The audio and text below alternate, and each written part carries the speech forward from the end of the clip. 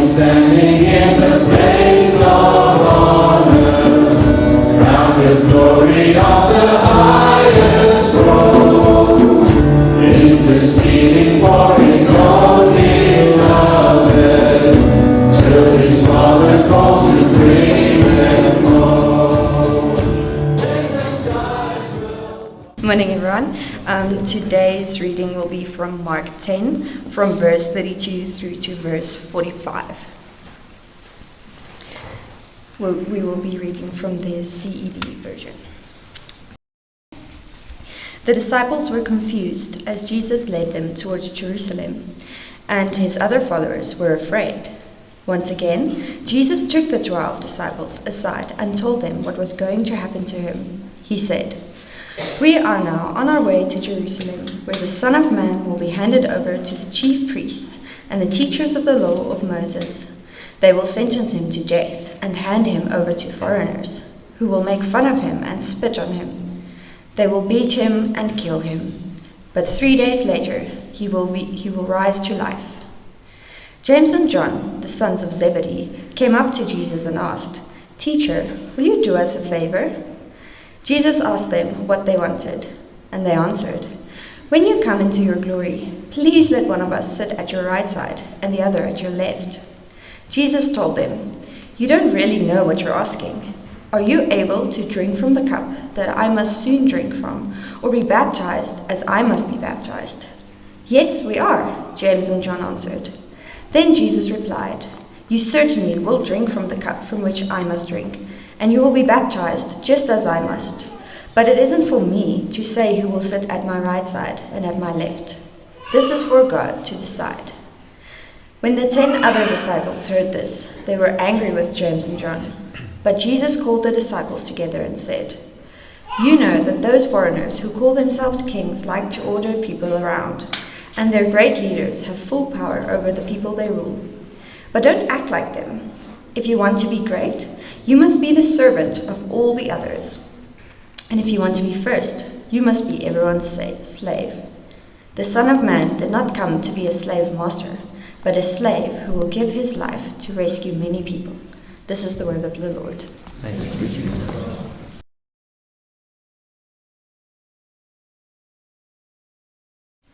Thank you, Marizel, for reading that. That was from the CEV version, the Contemporary English version. It's the version that children use in their Sunday school, this little one. And at our family services, we read from that one just to make it a little bit simpler. Normally we read from the ESV, so you may have spotted the difference. It's wonderful to welcome you here this morning. My name is Ray. I'm one of the pastors and on the staff team here. And I want to extend a special welcome to you if you're visiting us for the first time. It's wonderful to have you. Do trust you already feel at home and already lifted up by the things we've been able to sing. Stand amazed in the presence of Jesus the Nazarene. It's wonderful that it is because of him we gather. So it's a different service today. Once or twice a term we have a family service, so that's all ages in. Children will not be going out to Sunday school, and our teen group will not be going to Upstream. We're going to share together around God's word from that passage that was read.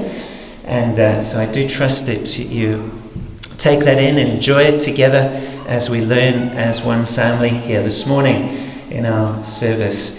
We also don't normally decorate like this. This is unusual. But because of yesterday, we had a wonderful women's event. Well, I take it was a wonderful women's event.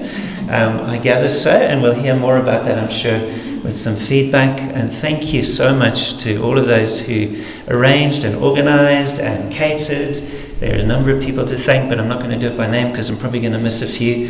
But thank you to you all. And thank you to our speakers. I will mention them by name, to Maranki, to Elise, two of our own here, and Michelle. Actually, we'll say she's one of our own too, but Michelle is visiting with us. We're going to hear more from her later. She was our main speaker yesterday, and she's been sharing all week, and she heads off to Gauteng tomorrow.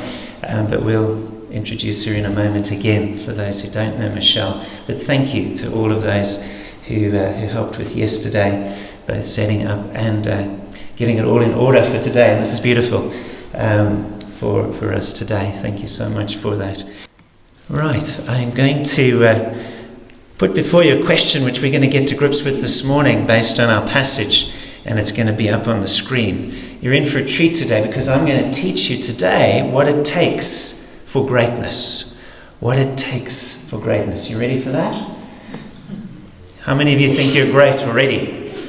My boy's hands went up very quickly. Well, maybe we're not so great as we think. When I was thinking about it this morning, I remembered this game. Any of you remember this game?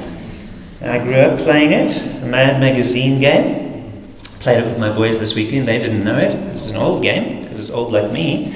Remember Alfred E. Newman? All right. Now, why I thought of this game is because it's unlike any other game. The aim of this game is to lose.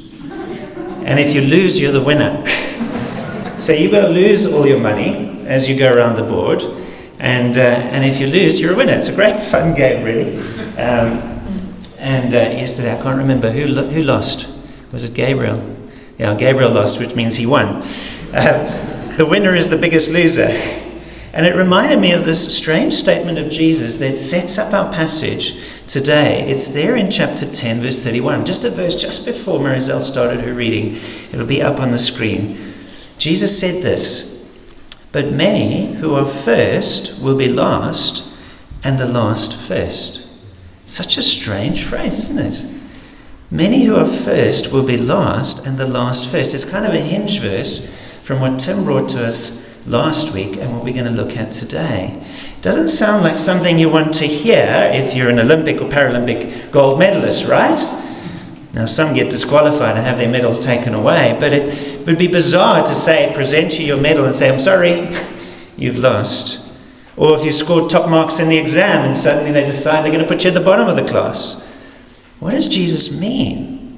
Well, the rest of the passage is going to show us just how important it is for us to get our heads around this winning, losing, first, last idea.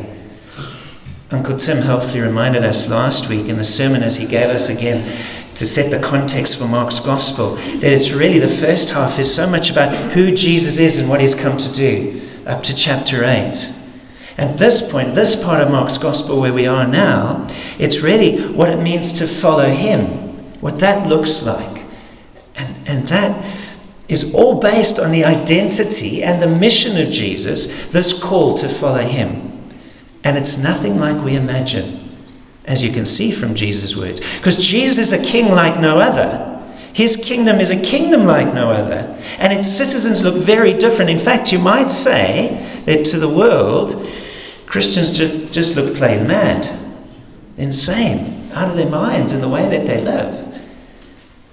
So in order to understand this and the other things that Jesus says in this passage, we have to relate it to Jesus and his mission.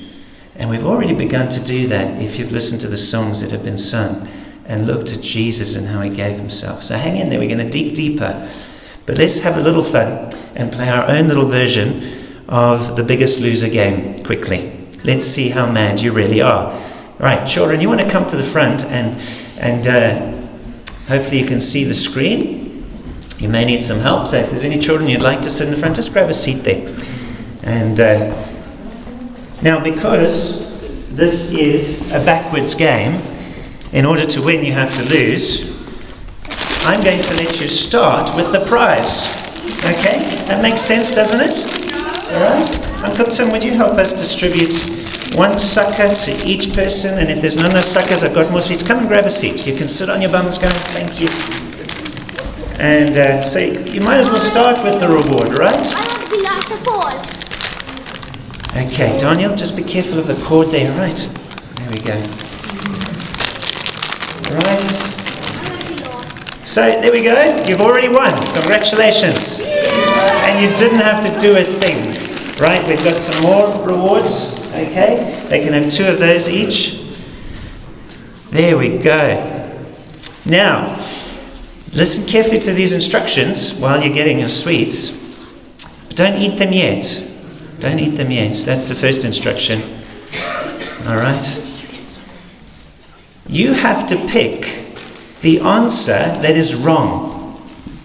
I'm going to put a question up and you have to pick the answer that is wrong in order to win. Do you think you can do it? Yeah. Right. So put up your hand, and it's going to be up on the screen. Here's the first question, and there's going to be 3 options, all right? And you have to pick the answer that is wrong. Okay. Which of these people gave into temptation in a garden? Here's the 3 options on the next slide. A, the disciples. B, Adam and Eve. C, Jesus. Okay, think about that. All right. Okay, hang on. Put your hand up if you think. I saw Ezra's hand first. Remember what I said. You have to pick the answer that is wrong. Can you give me your prize back, please? That's right, yeah, please. That's the game, right? Good. Sorry. All right. Yes. You have to pick the answer that is wrong. There's only one other option, and Sam is too easy, right? The wrong answer is Jesus. Now that sounds terrible. I thought Jesus was always the right answer. Did you say that, Daniel? You can keep your prize. Well done. All right. But Jesus is both the right and the wrong answer in this game. Okay, let's see if we're getting the hang of the second one here. Which of these verses is not in the Bible? All right, pick the wrong answer. Remember? Next slide. It is more blessed to give than to receive. B, forgive yourself as the Lord has forgiven you. And C, money is the root of all evil. Oh, made this tough, hey? Okay, Sam, want to give it a go? B, forgive yourself as the Lord has forgiven you. That is not in the Bible. Did you answer it correctly? It's so confusing. It's confusing. Even I'm confused. It's the right wrong. It's the right wrong answer. Okay, keep your prize, it's fine. Actually, 2 of those are actually not in the Bible.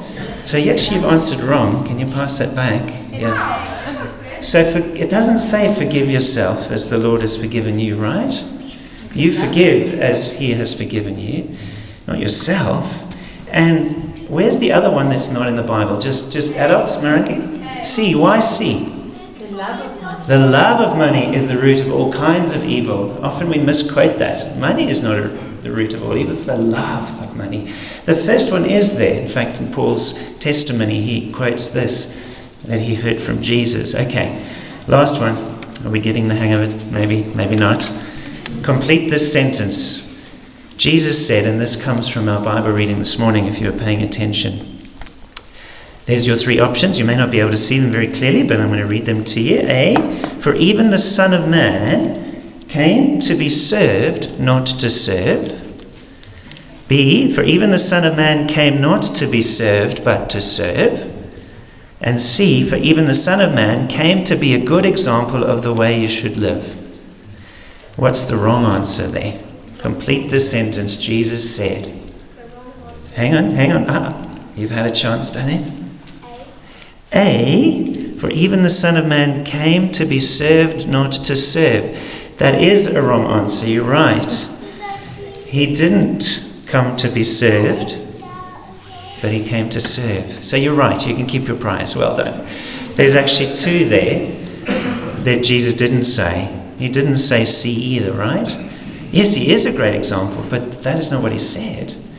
It's part of it, but it's not what he said. The middle one is the right answer. For even the Son of Man came not to be served, but to serve. Can you complete that one? Yeah. C is wrong, you're right. Yeah, you're wrong, you're right. Well, there we go. We're getting well confused this morning. Now, who's the only one without a prize? Ezra. But because you lost your prize, you can have it back. All right, because that's the nature of things this morning. Now, it's all backwards, but what we see in our passage is actually another kind of competition going on. A jostling for positions. Remember what was read to us about the disciples, especially James and John? What did they come to Jesus asking? Do you remember?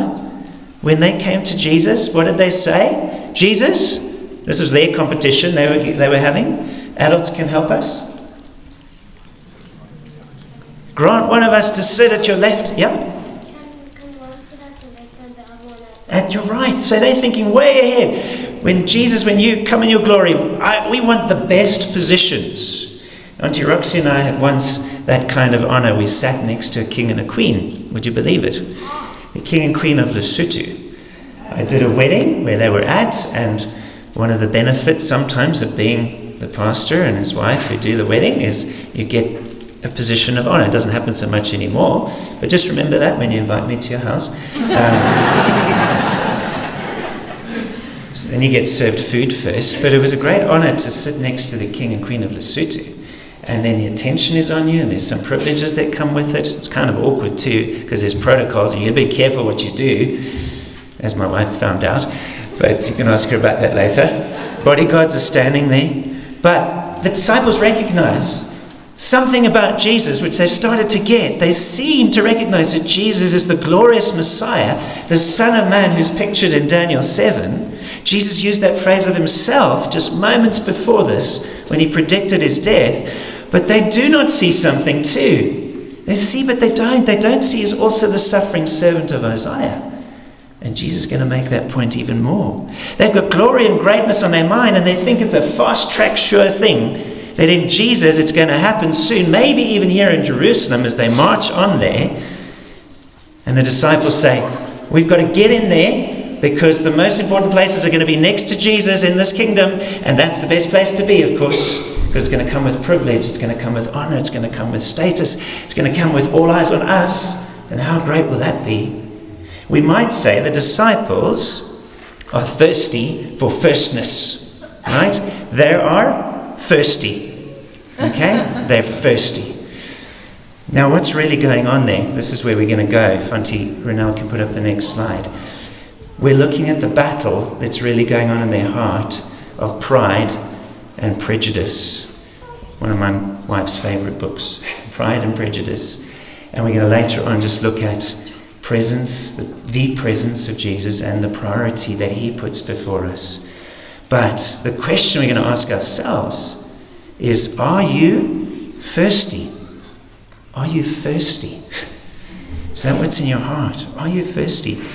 Now, when you've been with Jesus, just imagine, let's not be too hard on the disciples. They've been with Jesus, they've seen and heard amazing things he's said and done, and all this talk about the kingdom has excited them. Maybe you can understand them gunning for glory and greatness, can you? Who's going to stand in their way now?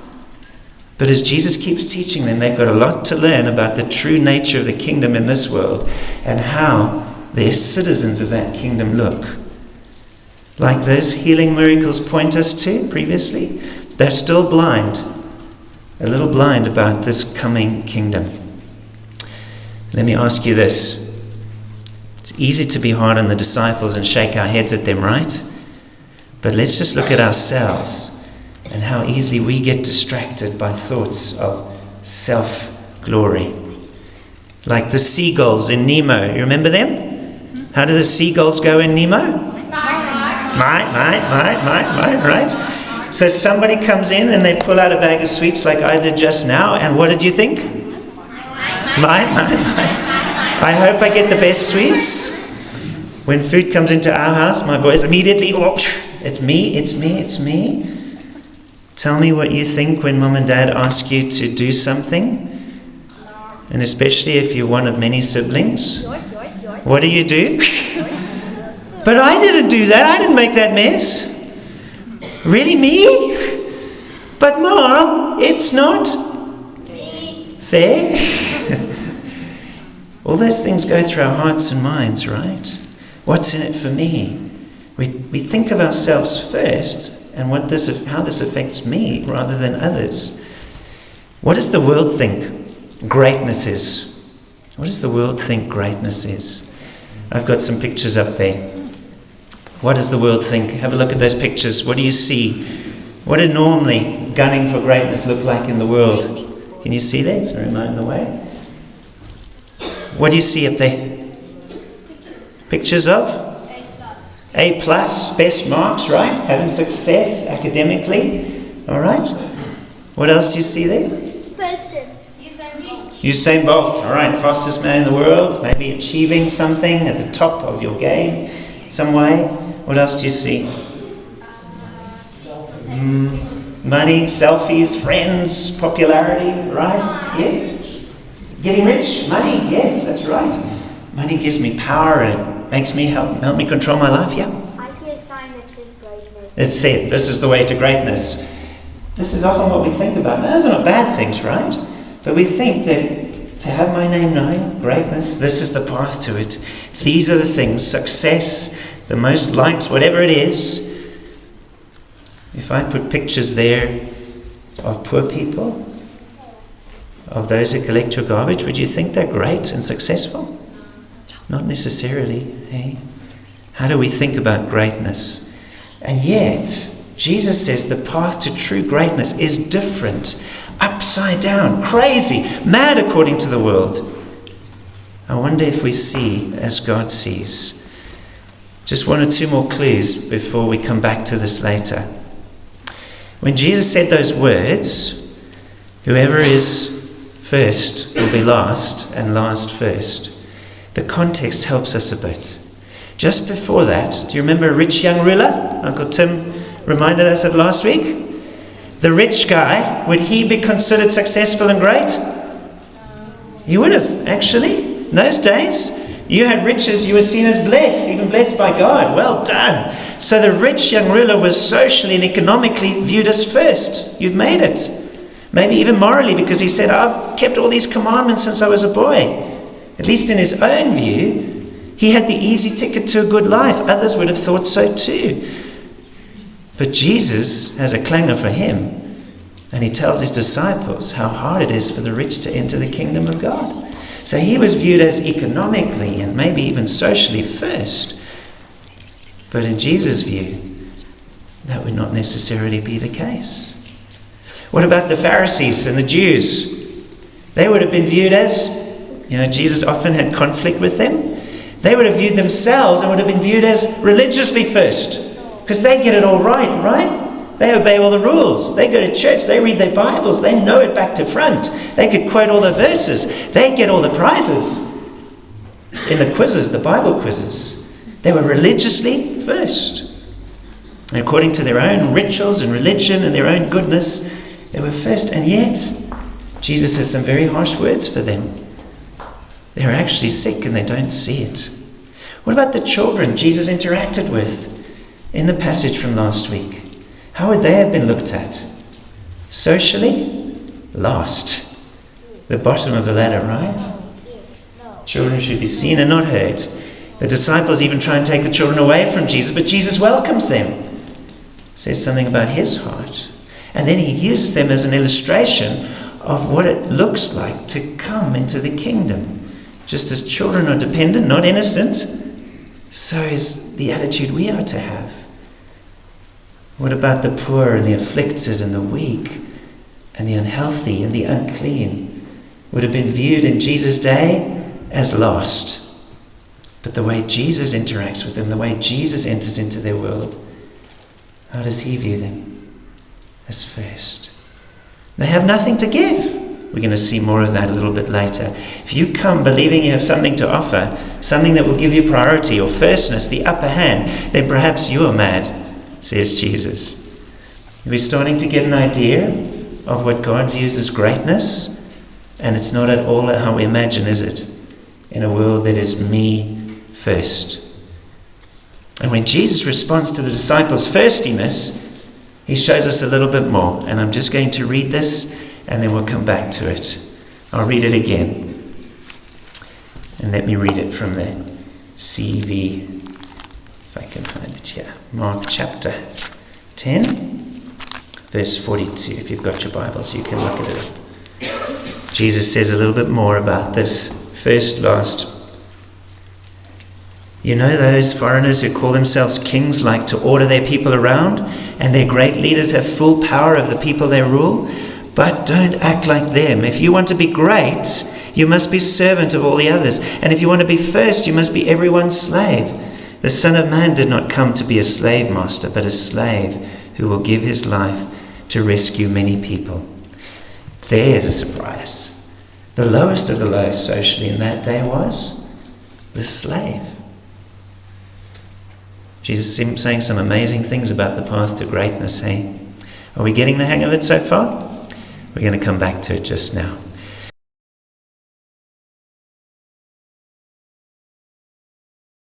Thank you. And that's helpful because it takes us to the last bit of our service where we're going to move from this question of this, are you thirsty, to do we long for lowliness? Are we longing for lowliness?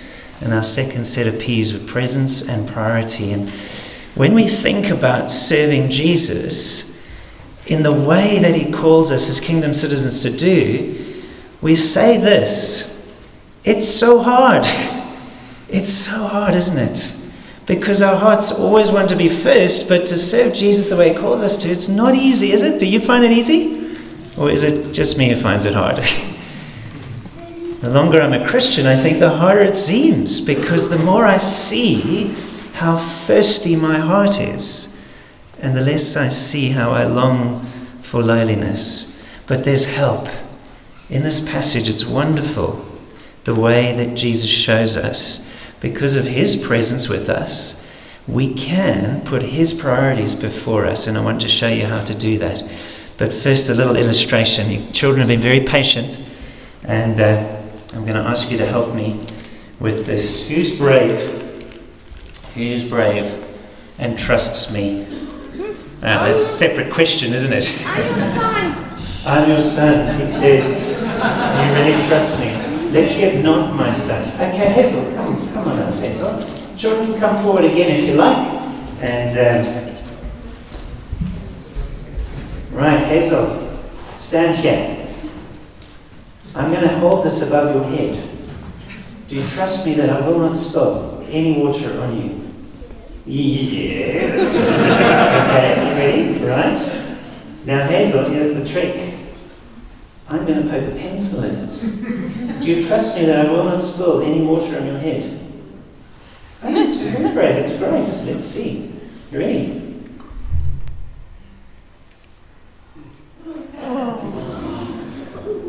Look at that. Hey? I'm going to do another one, shall we? Let's do this. How's that?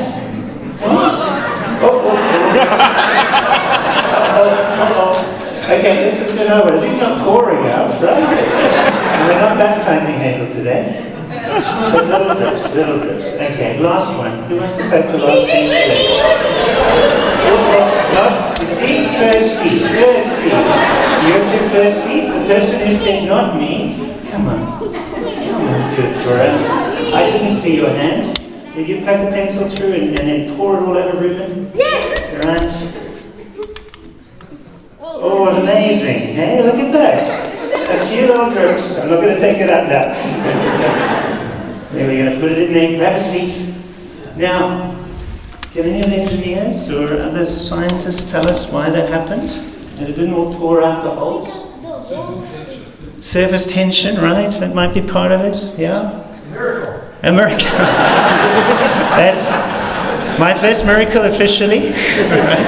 They call me Saint Ray from next week. Yes? The pencil is blocking it, but it's actually got to do with the bag, the plastic bag. It's a polymer, and it takes its shape around it as it gets interrupted by that hole, and it just closes in. I don't know if I'm getting anywhere near the scientific explanation. That's called surface. But, yeah, now Hazel had to trust me that I would poke the pencil in and do it right, and often life feels a whole lot like that. There's just getting holes poked in, right? It's a struggle, it's hard, especially when you start to see the holes in your own heart and expressing that, and it's hard. It's hard to know what to do with that. But actually the very heart of the lowliness which we ought to long for is not found in ourselves, but found in him who we trust. Now, my family will tell you I'm not utterly trustworthy. I do sometimes break my promises. I do let down my family. I do fail. I am disobedient to the Lord. Strive to honor him. But there is only one who is utterly and completely trustworthy. And he calls us to press into him and trust him. And there we find the strength to serve him in lowliness and not thirstiness, because of what he is like. Now there's a wonderful story that ends our passage that I want to finish with to show you that, and then just show you 3 C's that should encourage you.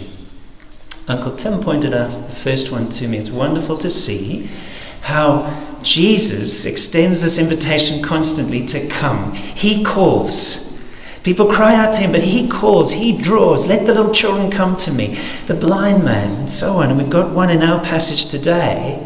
This man is crying out to Jesus. Son of David, have mercy on me. Son of David, have mercy on me. And they're all trying to shush him. Say, stop. He's an inconvenience. Guess what?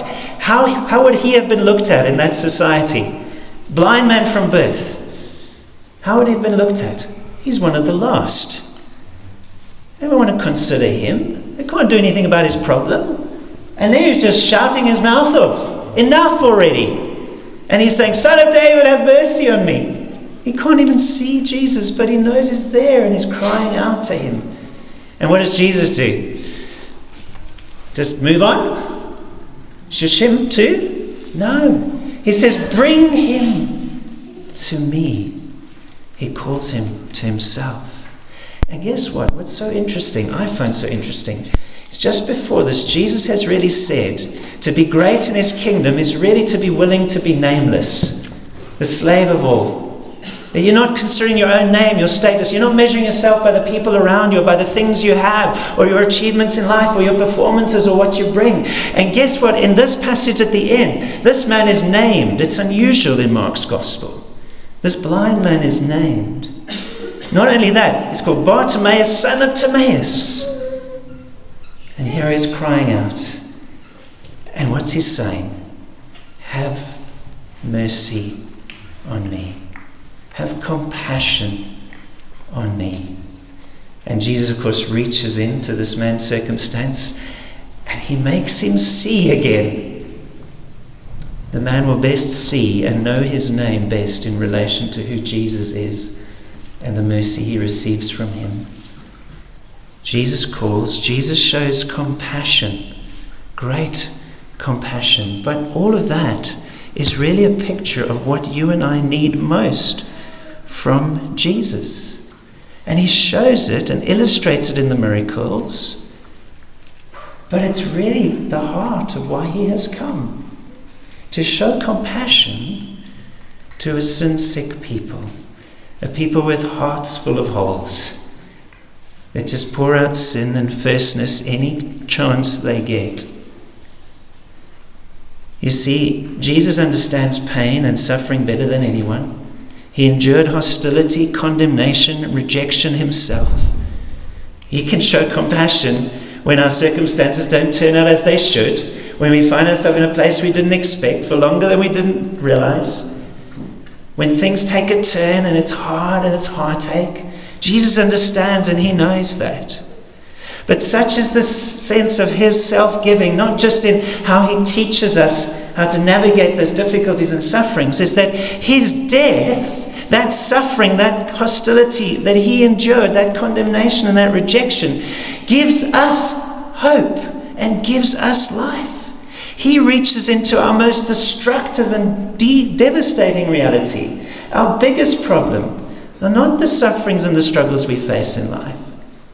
But our biggest problem is what we are enslaved to. Our thirstiness. Me. At the heart of the word sin is what? I. It's all about me. And his sacrificial death serves us unto death to give us life. He paid the price for our release. The Son of Man came not to be served, but to serve and give his life as the payment, the ransom, to rescue us, to release us from that enslavement. That's the greatest compassion this King has shown. And the implications of being shown such mercy by the Son of David are stunning. Can you think about it? If you have had your greatest debt wiped out, how should we be responding to others when they hurt us, when they despise us, when they turn their backs on us, when they don't treat us so well, when they bully us at school? How should we be treating others? Well, when we understand the mercy we've been shown, we should be living mercifully, shouldn't we? Pouring ourselves out for others. If we've had such a great debt cancelled and never had to be held against us again, should we be holding things against each other? Couples in our marriages, we have no leg to stand on. Almost all conflict in marriage, in fact I would say all conflict in marriage is caused by our own pride. So our own protectiveness, it's me. Don't want to get hurt. And yet Jesus teaches us a new way. And it's stunning. But it's hard. And we won't manage it without being recipients of his mercy and his compassion, and that shaping our lives. Children, when you see that kid in the playground, and maybe a little odd or different or strange, maybe gets bullied, maybe even are that kid, seems to be rejected by others because they look strange or different, or they act strange, maybe they say strange things. How do you treat them? How do you treat others who are different from you? Different colour skin maybe? Different mannerisms? Maybe they have a disability. We've seen the Paralympics. I'm amazed by the way those guides who guide the blind runners. We have a great guide who shows us the way and how to treat others. Bartimaeus did, ultimately. You know what Bartimaeus did? Once he was healed, he cried out for mercy, he received healing, but then he received Jesus. And he followed him immediately, we're told. He's a great picture of discipleship. But as we follow Jesus, how should we treat others who are sidelined, who are the outcasts, who are viewed as the lasts? Maybe you once felt that. We move towards them. We love them. We share with them. We share our hearts. We look out for them. The poor, the homeless, those who are viewed as the lasts. Jesus' heart is for them. Just as you, poor in spirit, his heart is for you. Entirely, completely. And you can trust him completely. You can trust his control. Jesus predicted his own death and his resurrection. He's in complete control of that. Can you trust him that he's in complete control of every aspect of your life, no matter what happens, the sufferings, the difficulties, the sideswipes, the unexpecteds, the people who press into your life and cause pain and those that don't? Can you trust him in all of that? He's in control. You can trust him. But there's one more thing. As this king has moved towards you in compassion and solved your biggest problem, and laid his life down so that you can have life, he's given you himself. He's given you everything you need to live, not in a thirsty way, but in a lowly way for him as he continues to shape you, putting others first before yourself, thinking of others first, not about me. Serving you should be all my delight and pleasure as I serve Jesus. There's one great thing to remember before. You see, you could be first, and do lots of great things in the world's eyes and be very successful, and that's great. Well done, do it, but do it for Jesus. But that will be your reward in this life. And that will be all. That will be as good as it gets. The pats on the back, the accolades, maybe the money, whatever it is. But there'll be no eternal reward.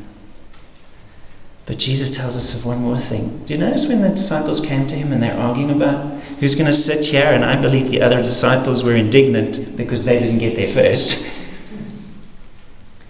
Jesus didn't quite dismiss them completely. He doesn't say there won't be these positions. Because I think he's reminding them, this is not about this jostling for position, but this is about God and his heart to give. And what he is going to give, there's going to be a completion of the story. There is going to be a glorious time when we will all share together without any hindrance of thirstiness or sin or struggle or pain or hurt. None of that. There is that day. And actually, I think when we get there, we won't be worried where we're going to sit in relation to the table with Jesus, whether we'll be on his left or right. We'll just be delighted to be with him. For great is our reward in heaven, and it's eternal. And that's where we set our hearts. It's the eternal value. As someone once said, "'Tis one life will soon pass, but only what's done for Christ will last." Is it not your heart to want to live in such a way, to point others to our humble Saviour through your acts of lowliness and humility, that they might see him and then be with him forever? Forever is a very long time, isn't it? How long is forever? For whole life. Forever. That's the wonderful reward. That's glorious, isn't it? He calls you. He equips you. He changes you. He shows the deepest compassion for the very heart of you. He gives you everything you need to live for him, to lay yourself down for others.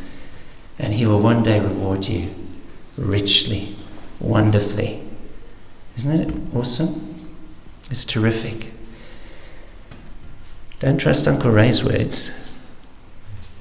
You can trust Jesus. He's a man of his word. He is God. You can trust him entirely. Will you? Will you? He's a glorious King. So just to close off here, remember our question we started with? What it takes for greatness? What it takes for greatness? Well, I think we need to reshape that to this. What he gives for greatness. See, when we think of greatness, we think take. God thinks of greatness. He gives. And he gives himself. That we might be considered great in the kingdom because he is great. And we are in him. So this final verse, if you can see it, will you read it with me? It's Jesus' words again. He has the real version. He has the right version. No prizes for getting this right. Let's read this verse together. The Son of Man did not come to be a slave master, but a slave who will give his life to rescue many people. Mark 10:45. Well, let's sing. I'm going to ask the team to close our service with us as we sing together. While they come up, let's just for a moment bow our heads and bring our hearts before God.